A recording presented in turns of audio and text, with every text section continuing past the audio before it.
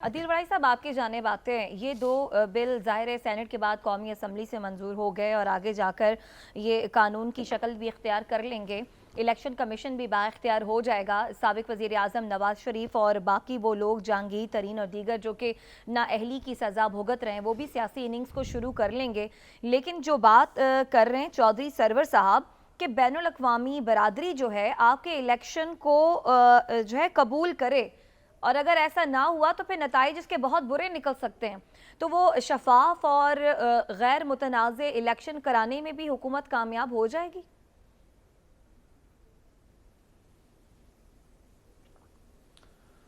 دیکھیں، الیکشن تو جس نے بھی ہارنا ہے اس نے تو ماننا نہیں ہے. الیکشن شفاف ہوں، الیکشن شفاف نہ ہوں، مسئلہ یہ ہے کہ ہمارے سیاستدان جب تک الیکشن سے پہلے مل کر کسی ایک چارٹر پر یعنی کوئی ایسا اتفاق رائے نہیں ہوتا، جب تک اس کے بغیر الیکشن میں جائیں گے تو یہ غیر یقینی صورتحال رہے گی. جہاں تک میاں نواز شریف صاحب کے کیسز کا معاملہ ہے، اس پہ انہوں نے ایک قانونی ٹیم بھی تشکیل دے دی ہے ان کی واپسی کے حوالے سے. اور وہ صرف واپسی نہیں کہہ رہے، وہ کہہ رہے ہیں باعزت واپسی. وہ کہہ رہے ہیں کہ یہ ہم واپسی ایسے نہیں کہ ہمیں کوئی بھیک میں مل رہی ہو، وہ کہہ رہے ہیں ہم یہ اسٹیبلش کروائیں گے کہ ہمارے ساتھ ظلم ہوا، ہمارے ساتھ زیادتی ہوئی. اچھا. اور وہ اتفاق کر رہے ہیں پاکستان میں کہ جو ارشد ملک والی وہ جو آڈیو ویڈیوز اور جسٹس شوکت عزیز صدیقی کے جو بیانات ہیں، وہ یہ کہہ رہے ہیں کہ مریم نواز صاحبہ کے کیس میں تو چونکہ جب ان کی بریت ہو گئی اور کہا گیا کہ چونکہ مین کیس اسٹیبلش نہیں ہو رہا تو اس کا مطلب ہے میں تو بے گناہ تھا، میرے ساتھ تو ظلم ہو گیا. لیکن یہاں پر ایک چیز بڑی پریشان کن ہے، وہ پریشان کن یہ ہے کہ اگر مان لیا جائے کہ میاں نواز شریف کے ساتھ اس وقت زیادتی ہوئی، ہم کیس کے میرٹس پہ نہیں جاتے، یا اس وقت غلط تھا نظام یا اب غلط ہے نظام، اور اس سے کیا ہوگا؟ ہمارے پاکستان کے جو عوام ہیں، 24 کروڑ 25 کروڑ عوام، ان کا اعتماد اسی لیے تو اس نظام سے اٹھ رہا ہے کہ یہ ہو کیا رہا ہے، یہ تماشا کیا لگا ہوا ہے.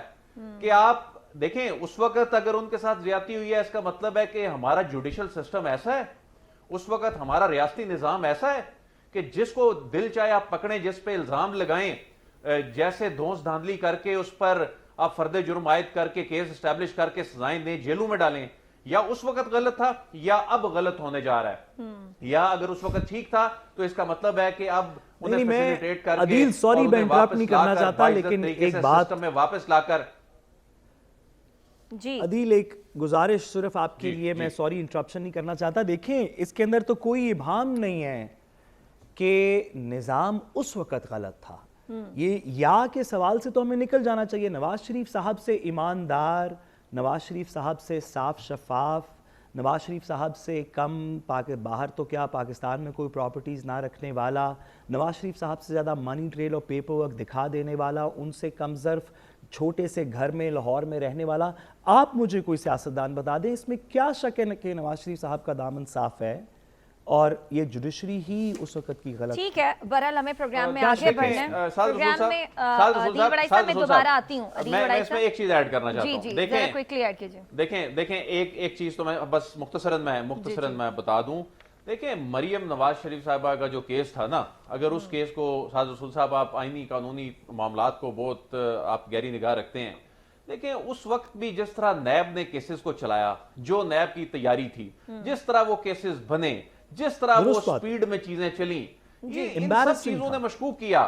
مسئلہ یہ ہے کہ ہمارے چاہے نیب کا ادارہ ہو، چاہے ہماری ماتحت عدالتیں ہوں یا دیگر عدالتیں ہیں، مسئلہ یہ ہے عام پاکستانی کیا اب اس نظام کے اوپر وہ کس طرح ٹرسٹ کرے. وہ کہ جو میاں نواز شریف کی سیاست سے اختلاف رکھنے والے لوگ ہیں وہ تو ابھی کے نظام کو غلط کہیں گے، لیکن جو ان کو سپورٹ کرنے والے لوگ ہیں وہ اس وقت کے نظام اور ظلم و زیادتی کو غلط کہیں گے. لیکن اس سے ہوا کیا ہے کہ ہمارے سسٹم کی کریڈیبلٹی کو دھچکا لگا ہے، نقصان پہنچا ہے. سسٹم کی کریڈیبلٹی کو آپ کہہ رہے ہیں کہ دھچکا لگا ہے اور نقصان پہنچا ہے. سیاستدانوں کا آنا جانا آپ کہہ رہے ہیں کہ وہ لگا رہا ہے اور لگا رہے گا.